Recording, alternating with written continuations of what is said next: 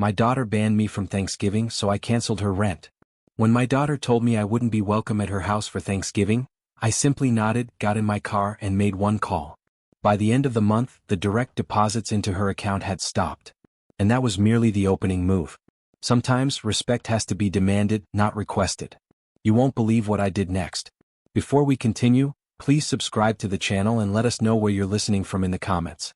I could make my famous green bean casserole this year, I said, sinking into the plush cushions of Jessica's designer sofa. The one with the fried onions your mother adored. Remember how she'd always say it was the only thing that tasted like home? The words lingered in the air, mingling with the scent of Andrew's expensive sandalwood diffuser. Jessica tensed beside me, the ice in her glass of Chardonnay clinking softly. A shadow crossed her face, a familiar tightening around her eyes I'd learned to recognize as guilt. "Dad," she began, her voice artificially bright. "About Thanksgiving. Unfortunately, you won't be welcome here this year." The air left my lungs.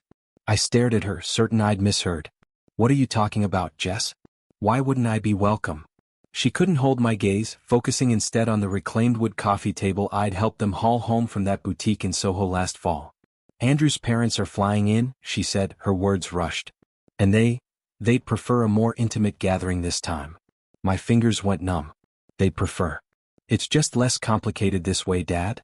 Her voice grew smaller, receding into the person she was before ambition and this marriage changed her. "You know how his family is about their traditions. They have a very specific way of doing things." I let my eyes travel around the loft. To the floor-to-ceiling windows whose installation I'd financed when Andrew decided the view was non-negotiable. To the Italian leather armchair that had cost me a quarter's bonus. Every corner of this spacious apartment echoed with my investment, my sacrifice, my quiet hope for my daughter's happiness. "Their specific way," I repeated, my voice dangerously calm. "And what way is that, Jessica?" She flinched. "Dad, please. Don't make this harder than it is." Through the open kitchen pass-through, I could see Andrew's new professional espresso machine, the $3,500 model he'd needed for his brief, passionate affair with being a home barista. It had been used twice since September. "Where am I supposed to go then?"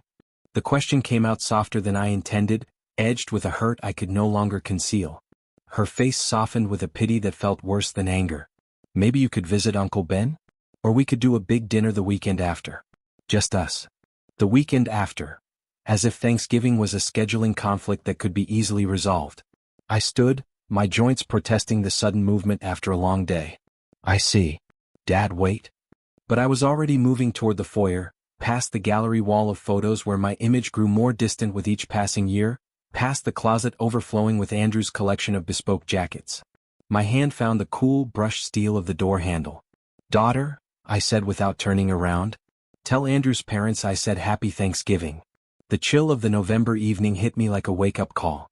Behind me, I heard Jessica call my name once, then the definitive, quiet click of the door closing. A period at the end of a sentence I hadn't known we were writing.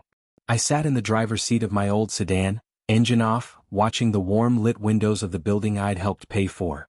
My phone lit up, probably Jessica, already trying to manage the fallout with placating texts and hollow apologies.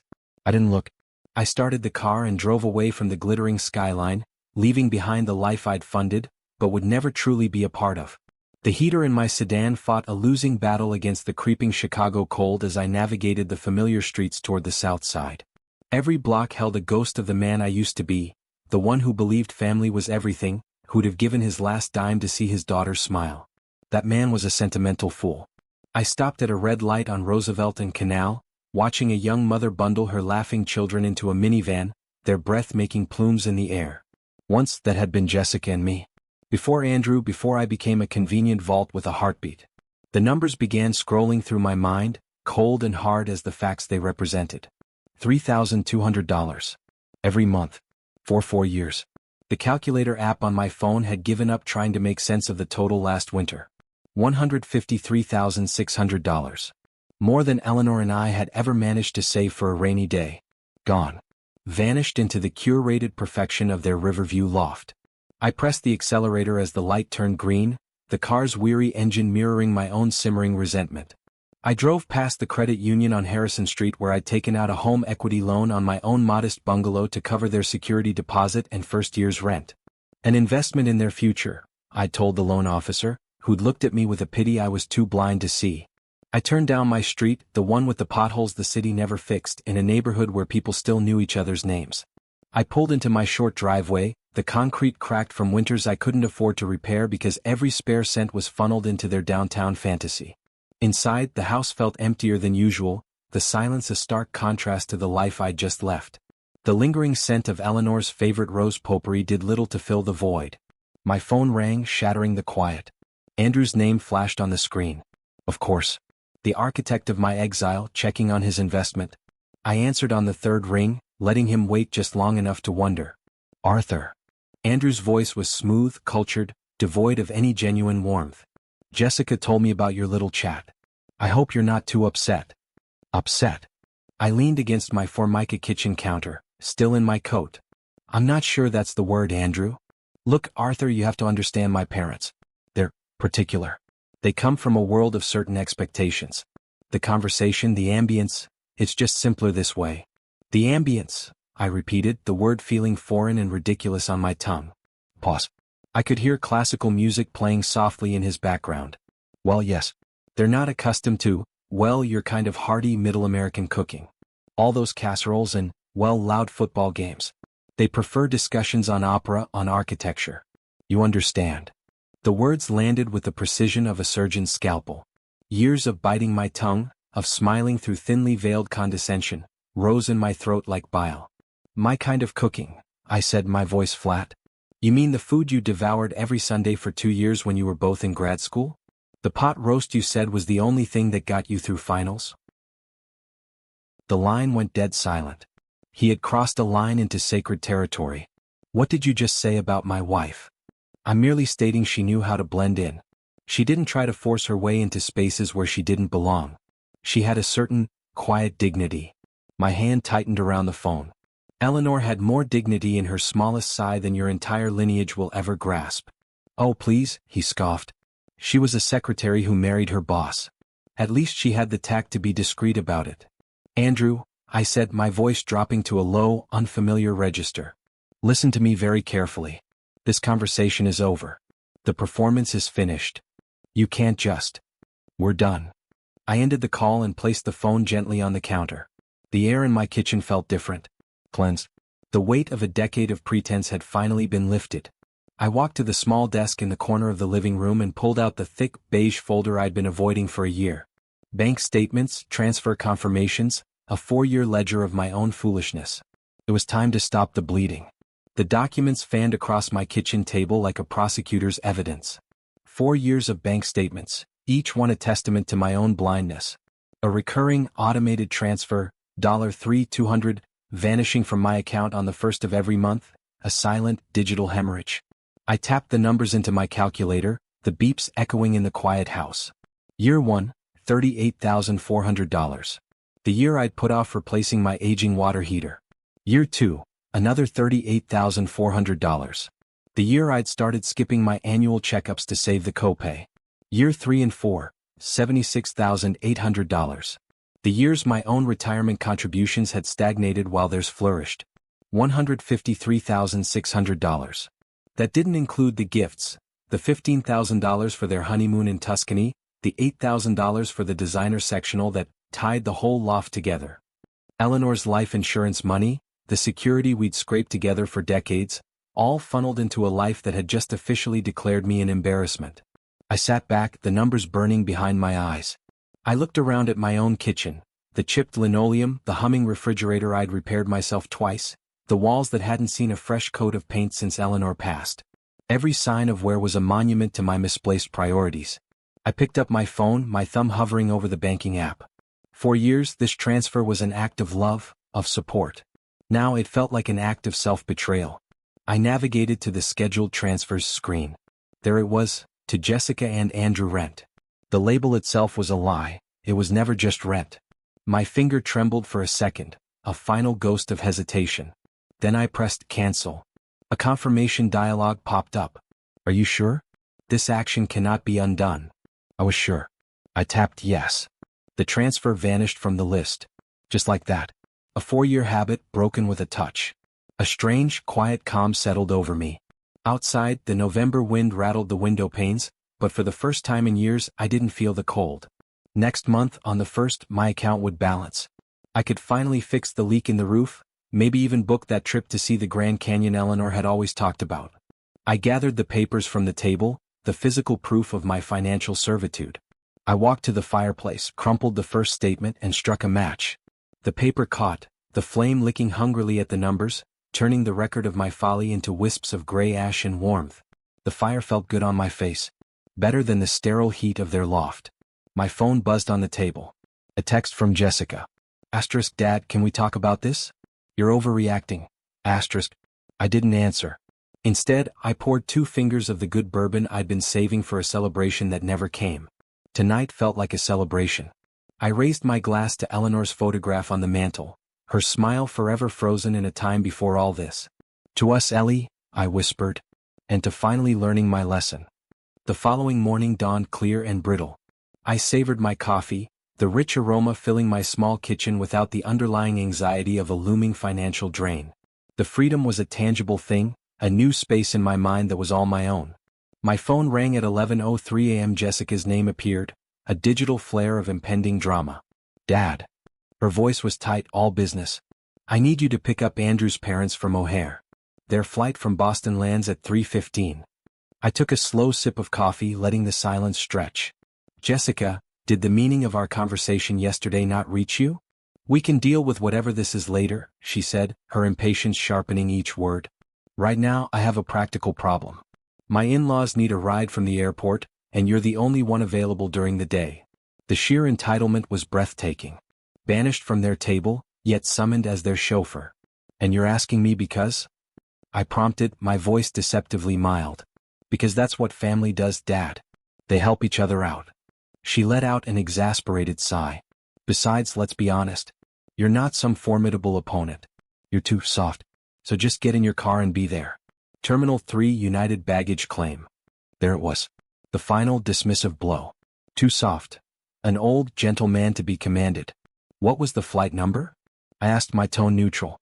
United 228. Baggage carousel 4. Her relief was audible. "And Dad? Wear something nice. Maybe that blazer from my graduation. First impressions matter to them." The line went dead. "No please. No thank you. We can deal with whatever this is later," she said, her impatience sharpening each word. "Right now, I have a practical problem. My in-laws need a ride from the airport, and you're the only one available during the day." The sheer entitlement was breathtaking. Banished from their table, yet summoned as their chauffeur. "And you're asking me because?" I prompted, my voice deceptively mild. "Because that's what family does, Dad. They help each other out." She let out an exasperated sigh. "Besides, let's be honest. You're not some formidable opponent. You're too soft. So just get in your car and be there." Terminal 3 United baggage claim. There it was. The final dismissive blow. Too soft. An old, gentle man to be commanded. What was the flight number? I asked, my tone neutral. United 228. Baggage carousel 4. Her relief was audible. "And Dad? Wear something nice. Maybe that blazer from my graduation. First impressions matter to them." The line went dead. "No please. No thank you." I set my phone down and looked at the wall clock. 11:07 a.m. Plenty of time. I refilled my coffee cup, added a dash of cream, and opened the morning's newspaper to the business section. A small, dry smile touched my lips. The crossword could wait. Today, a different puzzle was being solved. At 3:30 p.m., I was comfortably settled in my worn armchair, the sports section spread across my lap. The Bears were having another disappointing season. Some things, at least, were reliably constant. My phone buzzed on the side table. "Jessica." I watched it ring until the screen went dark. The afternoon sun slanted through the living room window, painting a warm rectangle on the rug. The quiet in my house was no longer lonely, it was chosen. Peaceful. 3:52 p.m. Another buzz. This time a text preview flashed. "Dad, where are you?" Their flight landed. "They're waiting." I turned the phone face down and returned to an article about municipal bonds. By 4:45, my phone had lit up 7 more times. I'd finished the paper, washed my coffee mug, and started sorting through a drawer of old photographs. The past was simpler. The faces in those pictures smiled without conditions. The eighth call came from an unknown number. Likely a desperate parent using a stranger's phone. I let it ring. Outside, my neighbor was teaching his son to shoot hoops. The rhythmic thump of the basketball on the driveway was a sound of normalcy, a family that didn't require hired help. 5:10 p.m. The buzzing became incessant. Jessica, the unknown number, Jessica again. A frantic digital drumbeat of panic. I stood, walked to the kitchen and unplugged the landline from the wall jack. Then, with deliberate calm, I powered my cell phone completely off. Silence. Deep and absolute. I made myself an early dinner, a thick steak I'd been saving with baked potato and asparagus. A meal I hadn't allowed myself in years, a small luxury now affordable. The meat was perfectly seared, the asparagus tender. As I ate, I imagined the scene at O'Hare. 3 privileged people, surrounded by expensive luggage, fuming as they realized their personal driver had resigned. The thought was a better seasoning than any spice in my rack. By 6 p.m. I had finished dinner, cleaned the kitchen, and was considering a documentary I'd wanted to watch. The evening stretched before me, a blank canvas of my own design. I was just reaching for the remote when the pounding started. Not a knock, but a series of violent, jarring blows that shook the front door in its frame. I took my time, finishing the last of my water before standing and walking slowly to the door. I already knew the cast of characters waiting on my porch. I opened the door to find Charles Whitlock's furious, crimson face mere inches from mine. "What in God's name is the matter with you?" he bellowed, brushing past me into my living room without a second glance. We stood at that cursed airport for 2 hours. Catherine followed, her silver blonde hair slightly askew, her mouth a thin, bloodless line. "This is unconscionable behavior, Arthur. Truly savage." Jessica brought up the rear, her face blotchy with tears and rage. "You humiliated me. Do you have any idea what you've done? My in-laws had to take a $60 Uber. A $60 Uber. Get out of my house." The 3 of them fell silent, stunned by the cold, flat command in my voice. "Excuse me?" Charles sputtered, his face purpling. "You don't get to give orders here, not after your little stunt." "This is my home," I said, my hand still on the doorknob. "And I want you out. Now." Catherine stepped forward, her voice dripping with icy condescension. "Arthur, you clearly fail to comprehend the gravity of your error. My husband has significant influence in this city. Professional, social. You cannot treat people of our standing this way and expect to." "This was a lesson," I interrupted, meeting her glare without flinching. "A lesson in the consequences of arrogance and poor treatment of those you consider beneath you." Jessica gaped. "A lesson? Who do you think you are? You're nobody. You're just a man who is no longer your personal teller or taxi service." I pulled the door open wider. "Class dismissed. You can leave." Charles jabbed a finger toward me, stopping just short of my chest. "You have no idea who you're tangling with, old man. I know people. Important people. People who can make your quiet little life very, very loud." "Is that a threat, Charles?" "It's a guarantee," he hissed. "You think stranding us is something you can just walk away from? You're about to learn how the real world works." Catherine nodded, a cold, triumphant gleam in her eye. "Indeed. Actions have repercussions, Arthur. And yours will be public." Jessica grabbed her father's arm. "Daddy, let's just go. He's not worth the air he breathes." They filed out, a procession of wounded pride, but Charles turned at the threshold, his eyes blazing. "You will regret this. I'll make certain of it." I closed the door and turned the deadbolt. The solid thunk was the most satisfying sound I'd heard all day. Through the window, I watched them cram into a black Lincoln Town car, still arguing as it pulled away. My house felt cleaner, as if their presence had polluted the air. But Charles's parting words echoed in the new silence. Asterisk public repercussions. Important people. Asterisk. I picked up my water glass. For the first time, a sliver of unease pierced my calm. But it was quickly overwhelmed by a stronger, more primal emotion. Anticipation. The game was now officially afoot. 3 days later, I was buttering my toast when I saw it. My own face, slightly grainy and 5 years out of date, stared back at me from the Chicago Tribune's local section. The headline was a masterpiece of misdirection. Suburban grandfather strands elderly couple at O'Hare amid travel chaos. My fingers tightened around the knife. There I was, painted in black and white as a neighborhood menace. The article below was even worse. Asterisk Charles and Catherine Whitlock, visiting their son and daughter-in-law for the holidays, were left stranded at O'Hare International Airport for over 3 hours Sunday when family acquaintance Arthur Mitchell failed to honor a prearranged pickup agreement. The couple, both in their late 60s, were forced to navigate crowded terminals during a peak travel period. Asterisk. Asterisk, we were shocked someone could be so callous, said Charles Whitlock, a respected academic and philanthropist. We tried calling repeatedly, but Mr. Mitchell was completely unreachable. We had no choice but to secure last-minute, exorbitant transportation. At our age, this kind of neglect is not just rude, it's emotionally distressing. Asterisk. The piece continued, quoting concerned friends about my recent, erratic behavior, and increasing isolation. Charles had woven a perfect tapestry of victimhood, positioning himself and Catherine as fragile retirees abandoned by a cruel and unstable man. There was no mention of my Thanksgiving banishment, no context about Jessica's demands or their years of financial reliance. Just me, the villain of a holiday horror story. I set the paper down, my breakfast forgotten. I read it again slowly. The byline belonged to a journalist named David Chin. I didn't know him, but I recognized the mechanism. Charles had used his influence, called in a favor from someone in the media circle who owed him. It was a clever, calculated move. In a city like Chicago, reputation was a currency, and Charles had just launched a campaign to bankrupt mine. I folded the newspaper neatly and placed it aside. The initial shock cooled, hardening into a cold, focused resolve. For the first time, I saw my opponents not as petty snobs, but as strategic adversaries. They understood the battlefield. They had just declared total war. I opened my laptop, the hum of its fan sounding like an engine starting. I typed names into the search bar. Charles Whitlock, Catherine Whitlock, Jessica Mitchell, Andrew Whitlock. Their digital lives unfolded before me, social media profiles, professional networks, public records. If they wanted to play chess, I would show them I knew the game.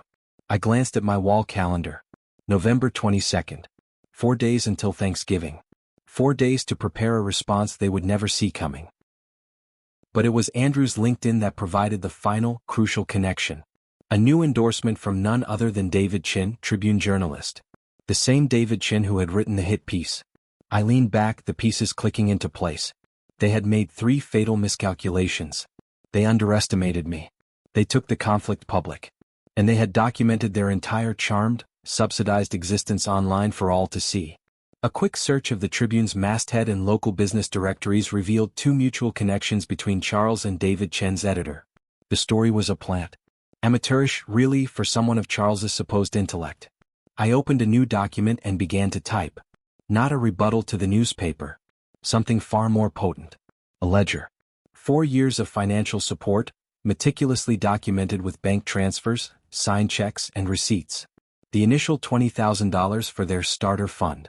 The $3,200 monthly rent, for 48 months. The $15,000 for the Tuscan experience. The $8,000 for the sofa. Over $190,000. A fortune I had bled to give them a life they now claimed was entirely their own creation. My phone buzzed with a text from an unknown number. Asterisk Arthur, this is Catherine. We need to speak. Asterisk I ignored it and kept working. By that evening I had compiled a dossier thick with damning evidence. Bank records, receipts, printed social media posts showing off purchases I'd funded, and a copy of the Tribune article, annotated in my own hand with corrections and context for every lie. I looked at the calendar. Thanksgiving Day was circled. Not for the turkey but for the timing. According to Jessica's Facebook event, they were hosting a dinner for 14, family, friends, colleagues, the very pillars of their social world. The kind of people who read the Tribune. The kind of people who deserved to see the man behind the curtain. I closed my laptop and retrieved my old digital camera from the closet, the one I'd used for inventory and job sites. It was time to use it for a different kind of documentation. Tomorrow was Thanksgiving. Tomorrow, the Whitlock family would learn the cost of underestimating a quiet man. Thanksgiving morning arrived, crisp and bright over Chicago. I dressed with care, choosing the navy suit I'd worn to Eleanor's funeral. It felt appropriate for another kind of farewell, to the man I'd been. My briefcase held 12 identical packets, each a story of betrayal and ingratitude. Bank statements, highlighted in yellow. Receipts. Social media printouts. And on top of each, the Tribune article, my handwritten notes in the margin screaming lie, next to stranded, and false beside, erratic behavior. At 6:15 p.m. I drove toward the Loop. Their building, a sleek tower of glass and steel, pierced the twilight. Through the floor-to-ceiling windows of their loft, I could see figures mingling, the warm glow of a party in full swing. Jessica, playing the sophisticated hostess in the home my money had built. I parked nearby and checked my watch. 6:45, perfect. They would be seated, the first course served, trapped by social convention. The lobby door was unlocked, a testament to their privileged sense of security. I rode the elevator up, the silence a stark contrast to the hum of conversation I could hear through their front door. I didn't knock. I turned the handle and stepped inside. Warm air, rich with the scent of roasted turkey and expensive perfume, washed over me. Laughter and the clink of crystal came from the dining room. I walked in, briefcase in hand. 14 faces turned toward me. The conversation died mid-sentence. Jessica froze, a silver serving spoon hovering over a porcelain platter. Andrew's jaw went slack. Charles and Catherine looked as if I'd risen from the grave. "Good evening, everyone," I said, my voice calm and clear in the sudden silence. I set my briefcase on the sideboard. "I hope you don't mind. I thought your guests might appreciate knowing who really provided this feast." Jessica found her voice first, a sharp, panicked whisper. "Dad, get out. Now." "Actually," I said, opening the briefcase, "I think everyone here has a right to know who funded this lifestyle you're all admiring." I began placing a packet in front of each guest. Bank records. 4 years of financial support. Nearly $200,000. A man with a salt and pepper beard, one of Charles's colleagues, picked up the packet, his brow furrowed. "What is this, Jessica?" "He's unwell," Andrew said quickly, standing up. "He's been under a lot of stress. But this shows a monthly transfer," a woman in a silk dress said, her finger tracing a highlighted line. $3,200. For 4 years. "That was a gift," Jessica insisted, her voice trembling. "He insisted on helping. I insisted on paying your rent after you told me I wasn't refined enough for your Thanksgiving table?" I asked, pulling out the Tribune article. "Let's discuss the story you planted about me." The temperature in the room plummeted. I placed copies of the article on the table. "Charles used his connections to run this," I said, tapping the newsprint. "Notice how I'm painted as a monster who abandoned 2 helpless seniors. The weather was clear, and they were your parents, Andrew, coming to the dinner I was banned from for not having the right pedigree." Catherine's composure finally cracked. "This is slander. We never." "You never said what, Catherine?" I pulled out my phone, displaying screenshots of Jessica's texts. "That my hearty Middle American cooking would embarrass you? That my factory floor stories weren't fit for conversation with a Yale professor?" The woman in the silk dress looked at Catherine, aghast. "Catherine, you didn't." "He's twisting it all," Charles blustered, his face mottled. "The man is clearly unstable. He's facing financial difficulties. Financial difficulties?" I almost laughed. "Charles, I've been subsidizing your son's life to the tune of nearly 200 grand. The only financial difficulty here is the one your family is about to experience." I turned to the table. "These people took my money while mocking me behind my back. They manipulated my daughter, excluded me from my own family, and when I finally said, no, they tried to destroy my reputation in the newspaper." Jessica was crying now, silent tears of rage and shame. "Dad, please." "Your wife knew," I said to Andrew, my voice dropping. "And your parents orchestrated it. They made me a villain for refusing to be an ATM with a heartbeat." The social earthquake was happening. I could see it in the guests' faces, the dawning horror, the reassessment of their hosts. "This is despicable," the man with the beard said, throwing his napkin on the table. "Charles, how could you let this happen? You don't understand the full context." Charles tried, but his authority was gone. "I understand enough," the man replied. "This man supported your family while you treated him with contempt, and you tried to ruin him when he stopped. He left us at the airport." Catherine cried, a last, desperate defense. "After you told me my presence would ruin your ambience," I finished calmly. "After 4 years of paying your bills while you looked down on me for my background." The silence was absolute. 14 people stared at Charles and Catherine with a mixture of disgust and pity. I closed my briefcase with a definitive click. "Enjoy the rest of your dinner. It's the last one I'll be financing." As I walked out, the dam broke behind me. Voices erupted in accusation and shock, the sound of a carefully constructed world shattering. I didn't look back. The symphony of their collapse was the most beautiful Thanksgiving grace I'd ever heard. The letter arrived on a Tuesday in early January, its stark, official font a contrast to the gentle snowfall outside. "Notice of default," it read. "Final demand." I signed for the certified mail at my door, The cold air a crisp reminder of the new season both outside and in my life. Inside, the details were laid out with bureaucratic coldness. 3 consecutive missed rent payments. $9,600 in arrears. 14 days to cure the default or face eviction proceedings from the loft I'd helped them acquire. I set the letter on my kitchen table and returned to my coffee. It felt like reading a news report from a distant country, concerning for the inhabitants but not my crisis to solve.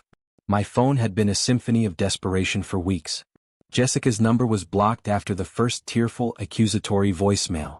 Andrew, whose calls I let go to voicemail out of a grim curiosity to see how long his pride would hold. The answer was 23 days. He appeared on my doorstep that Thursday evening, a hollowed-out version of the polished man I'd known. His expensive overcoat was wrinkled, his eyes shadowed with a fatigue no amount of money could fix. "Arthur," he said, the word a puff of frost in the cold air. "We need to talk." I stepped aside, allowing him entry. He looked around my living room as if seeing it for the first time, the new bookshelves I'd built, the fresh coat of warm beige on the walls, the sense of a home finally being cared for by its owner. "You've fixed the place up," he remarked, his voice quiet. "It's what happens when you stop funding someone else's life and start investing in your own," I replied, taking my seat. "Coffee?" He shook his head, perching on the edge of the sofa. "Arthur, I need you to know. I am deeply sorry. For the Thanksgiving disaster, the newspaper article, the way the way we treated you." I waited, sipping my coffee. I didn't know about Charles planting that story. I swear it.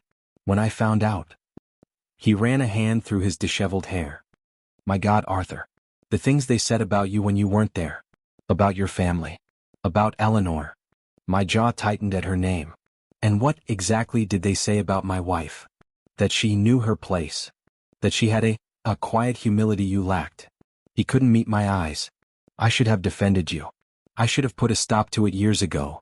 "Yes," I said, the word simple and absolute. "You should have." The silence that followed was heavy with the weight of his failure. Outside, a snowplow rumbled down the street, a normal sound in a normal world. "The loft," Andrew said finally, the word seeming to cost him. "We're going to be evicted." "I know. We can't make the rent without the help." He stopped, the reality of his own sentence hanging in the air. "Without my money," I finished for him.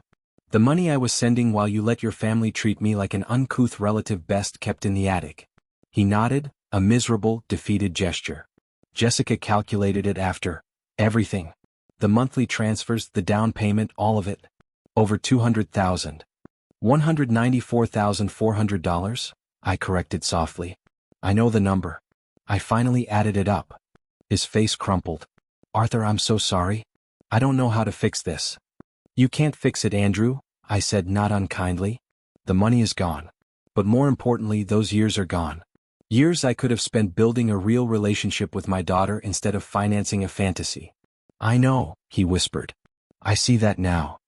He looked up, a flicker of desperate hope in his eyes.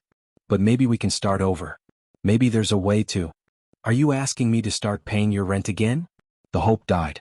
"We're going to lose everything, Arthur. The home, Jessica's respect, her parents' approval. I don't know what I'll do."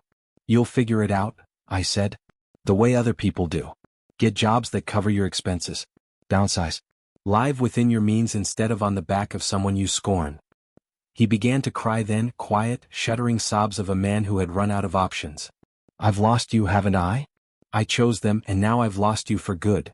I watched him, this man who had been a son to me, who had stood by while his family systematically dismantled my place in my daughter's life. "Andrew," I said finally, "you didn't lose me. You gave me away. There's a difference." He wiped his eyes with a trembling hand. "Is there any chance, any way you could find it in you to forgive me?" "I forgave you weeks ago," I said, and it was the truth. The anger had burned away, leaving something colder and clearer. But forgiveness doesn't mean returning to the status quo. It doesn't mean pretending this never happened, or that I will ever again pay for a lifestyle that comes with the condition that I be grateful for exclusion. Then what does it mean? I stood and walked to the mantel where Eleanor's photo stood beside a new one, me with my old army buddies at a reunion laughing. "It means that if you and Jessica want a relationship with me, you will have to build a new one. From the ground up. It means demonstrating respect, not demanding it. It means making choices based on character, not on convenience." I turned back to him. And it means that the next time someone tries to make me feel less than, you will remember what true generosity looks like. He nodded slowly, the lesson perhaps finally sinking in. The loft is not my problem anymore. I sat back down, feeling a weight lift that had been anchored to my soul for years. You're a grown man, Andrew. Figure it out. He stood, his posture straighter as if the truth, however painful, had given him a spine. You're right. About all of it. I know. He walked to the door, then paused. Arthur. For what it's worth, seeing you stand up for yourself at Thanksgiving, I was ashamed, but I was also proud. In a way. Good, I said. Then maybe there's hope for you yet. After he left, I poured a small glass of bourbon and stepped onto my back porch. The snow was falling in soft, silent flakes, blanketing the world in a clean, white peace. In a few months I'd be 65. Eleanor had been gone for 9 years. I'd wasted 4 of them being a bank account for people who saw me as a liability. I wasn't planning to waste any more. My phone buzzed with a text from my old friend, Ray. * poker night Friday. Don't be late, *. I typed back a quick reply. Wouldn't miss it. Real family, I had learned, wasn't always about blood. It was about the people who wanted you at the table, exactly as you are. The bourbon tasted like peace, and the future, for the first time in a long time, looked entirely my own. Spring arrived in Chicago, and with it, a sense of renewal that seeped into the very walls of my bungalow. I was repairing the fence one Saturday morning, the smell of fresh-cut wood and damp earth filling the air, when a car I didn't recognize pulled up to the curb. It was Jessica. She got out slowly, looking nothing like the polished socialite from the loft. She wore simple jeans and a sweater, and her face was free of the heavy makeup she'd adopted. She looked younger and more like the daughter I remembered.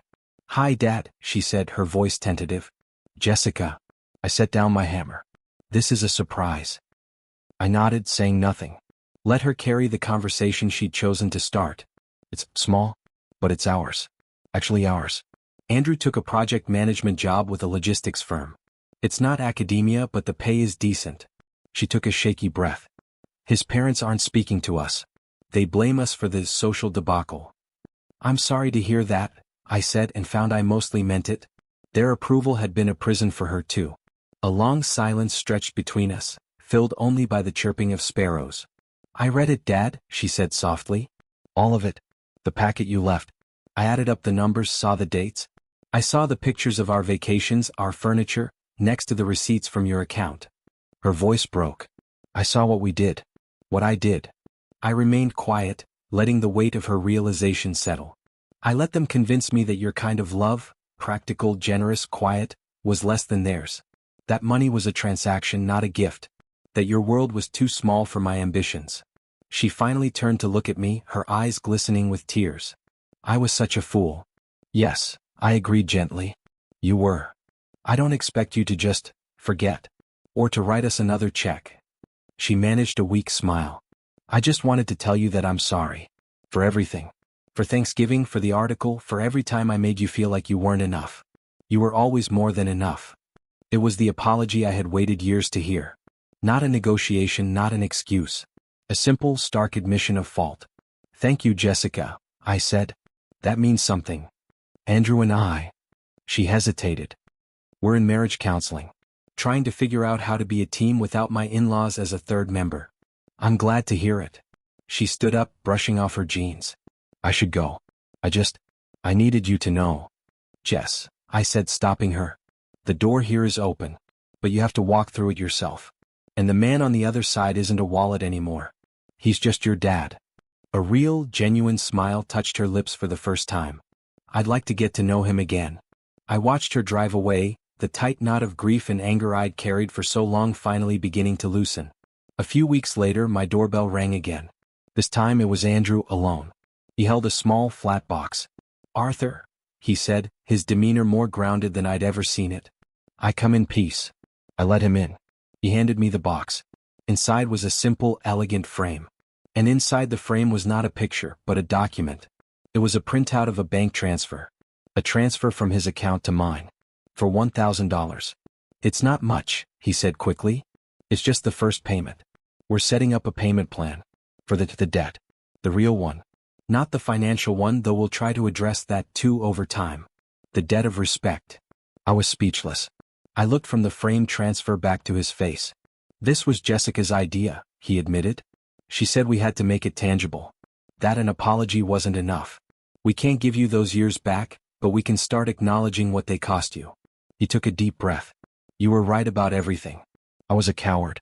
I hid behind my family's name and let them poison what should have been a real family. I'm sorry I didn't have the courage to be the man you were. The gesture was so unexpected, so profoundly right, that it bypassed all my remaining defenses. This. I gestured to the frame, my throat tight. This means more than you know. We'd like to take you to dinner, he said. Next Saturday. Our treat. At a diner. No opera conversations, I promise. I let out a short, genuine laugh. A diner sounds perfect. After he left, I placed the frame transfer on my mantel next to Eleanor's picture. It wasn't a symbol of money repaid, it was a symbol of a balance restored, of a lesson finally learned. The following Saturday I met them at the Skyline Diner, a place with sticky vinyl booths and the best cheeseburgers in the city. The conversation was awkward at first, laden with the ghosts of past failures. But it was real. We talked about Jessica's new job at a smaller, more humane design firm. We talked about the Bears' prospects. We talked about Eleanor sharing stories that made us laugh and cry, without anyone wincing at the mention of her humble past. It was a start. A fragile, tentative new beginning, built not on my money but on mutual hard-won respect. Later that night, back in my quiet, paid-for house, I felt a sense of completion. The war was over. There were no true victors, only survivors, wiser and scarred. The Whitlocks had lost their social standing and their grip on my daughter. Jessica and Andrew had lost their illusion of a life built on sand. And I had lost years I could never get back. But I had gained something too. I had my self-respect. I had the quiet dignity of a man who had drawn a line in the sand and held it. And I had the cautious, hopeful possibility of a relationship with my daughter, not as her financier but as her father. I looked at the two frames on my mantel, Eleanor's smiling face and the record of a first symbolic payment on a debt of the soul. The future was no longer something I was funding for others. It was mine to build one day at a time. And for the first time in a very long time, that felt like more than enough. If you appreciated this story of reclaiming respect, please like this video, subscribe to the channel and share your own thoughts in the comments. To listen to the next story, click on the video on the screen now.